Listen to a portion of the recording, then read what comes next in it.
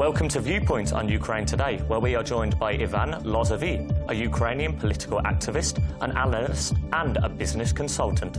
Ivan, thank you very much for joining us. Pleasure to be here. Could you start by telling us a little bit about who you are and what initially brought you to Ukraine? Well, I was born in New York City, born and raised there from parents who came originally from Ukraine. I obviously went to university at Columbia College, studied law after that at New York University. And then I traveled to Washington to work there for the Heritage Foundation for 2 years because I was interested in this region already then, never actually having been here. And then in 1989, 1990, when it was evident, certainly from the job that I had, which was as a research associate at the Heritage Foundation, watching this region, there were real changes taking place. I decided to come here. And after a little while, I decided to move here and work here for a while. And it turns out I stayed. So I understand in 1997, you actually denounced your American citizenship and took Ukrainian citizenship. I didn't exactly denounce it. I renounced it, and which I had to do in order to take Ukrainian citizenship because I was sure I wanted to stay here. I waited with the decision for about 6 years because it was obviously a significant one, so I didn't rush into it. But yes, and I'm happy that I did that. So you were happy with that decision? Yes, absolutely. I love this country. So do you know if there are many foreigners or ex-foreigners that have turned Ukrainian? There's Roman Zvaric, who was a bit older than me, who actually I know from New York. He also renounced American citizenship and took on Ukrainian citizenship. He was for a time Minister of Justice in Ukraine and also Member of Parliament. And there are also actually quite a few older Ukrainians who had to leave Ukraine in their time when they were young, during or after the war, the Second World War, and they moved to the West. And many of them actually, well, probably in the area of several hundred, I would guess, but that's just a guess, have come back to Ukraine to live here as pensioners because they have the money and the opportunity to do that. So last year, after Russia annexed the Crimean Peninsula, we saw a lot of volunteer battalions spring up in Ukraine to support the Ukrainian army. I know you were quite heavily involved with the IDAR battalion. Yes, it turns out that over the last 20-odd years that I've been here, I've developed a friendship with people from Lugansk, simply through my political work and some civic work. And they told me in May that there's this volunteer battalion being formed here in the Luhansk area. And at the time, sitting in Kiev, it was very difficult for me to watch how Ukraine was being really ripped apart by the separatist movement supported by Russia. Small towns, some of which I knew about and had been in, were being taken over by the separatists, even against the will of the local population. So I went there in late May to the IDAR battalion, which was really a ragtag group of several hundred guys like me, many from the Maidan, like myself. The protests on the Maidan led us naturally to try and help defend Ukraine when these incursions by separatists began. And it was very informal. Many people didn't have weapons. I was fortunate that I had a registered rifle. It's a Benelli R1 carabine, which I took with me and I used there when necessary. But I really was gratified to be able to go and join them. I served with them 3 weeks last year because psychologically I felt at ease. I was doing at least a little bit to help them and help really defend the whole country. What do you make of the lull, the recent lull in fighting that we have seen in East Ukraine? Do you think this will continue? Well, it's pretty clear to me. I'm no expert on military affairs, but my area is really political science. But it's pretty clear that this Novorossiya project has failed. The attempt to really grab about a third of Ukraine, really shut it off from access to the sea, has failed. There's only about 40% of 2 eastern regions which are under the control of the separatists in Russia. This is the Donbas area.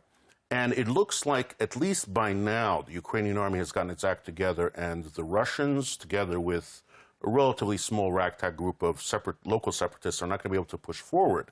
So that project has failed. And I agree with really the analysts such as Andrei Pontkovsky from Moscow and obviously Ukrainian analysts. It's pretty clear that now Putin's task is to try and reintegrate this separatist portion of eastern Ukraine into the rest of Ukraine as sort of an internal poison pill for Ukraine. It's pretty clear that the rest of Ukraine is headed toward Europe.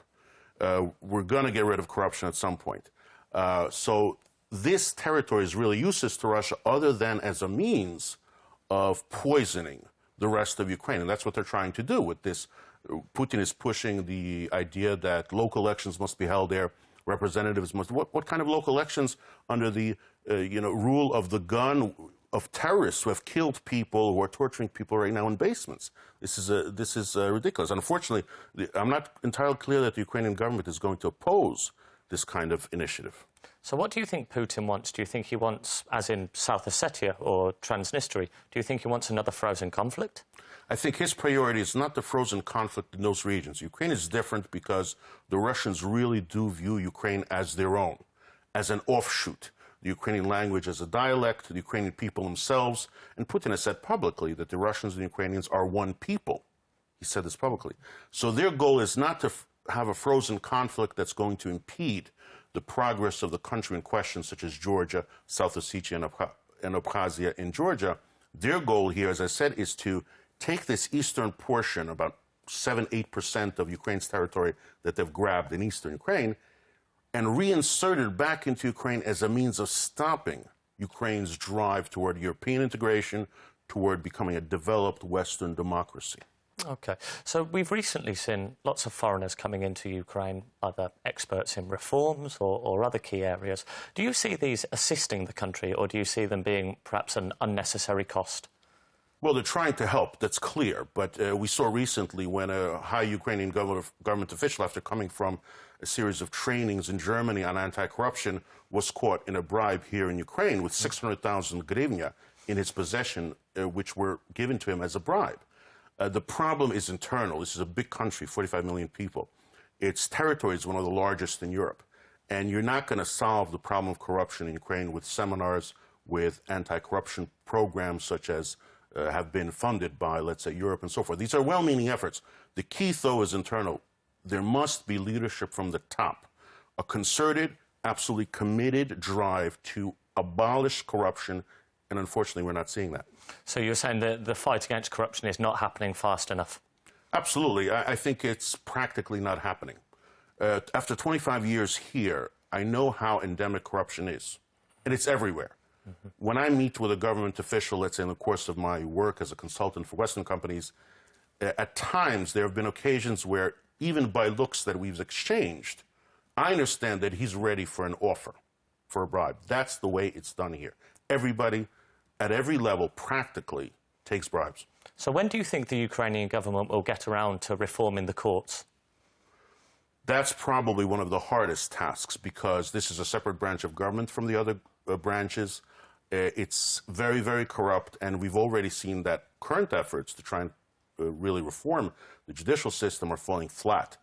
In my view, it must be, and these are some of the views that have been echoed by some of the foreigners in government now, such as the Deputy Minister of Justice, for instance, who's a Georgian, that the court system must be abolished and we have to build it from scratch. I think that's the only way to do it. So do you think there is a place for independent courts and independent judges in Ukraine? It's not a place. They're absolutely essential, because after the law enforcement arm of the government, the courts are the backbone of a civilized and non-corrupt society. They themselves have to be non-corrupt. They have to be able to deal out at least an approximation of justice, and they're not doing that. They're completely... Here's a simple example. A friend of mine, Mitro, from Luhansk, who's living here in Kyiv as a displaced person, he once described lawyers in the Luhansk Oblast. He said, we call them postmen, because they carry white envelopes to judges. White envelopes filled with bribes. That has to stop.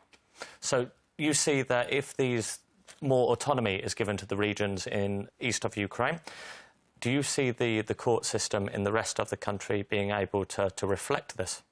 This increased federalization or increased autonomy is really a red herring.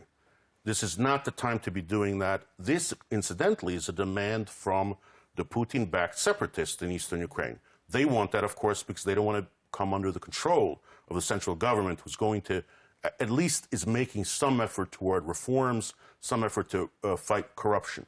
They want to be able to do what they want. So this is a completely off-the-mark initiative. Autonomy and federalization is not recommended for Ukraine. It's a bad thing. And unfortunately, some of the Western leaders, just as Merkel and Hollande, who are pushing this, my view is that they really don't care about what happens in Ukraine. They just want the conflict to go away.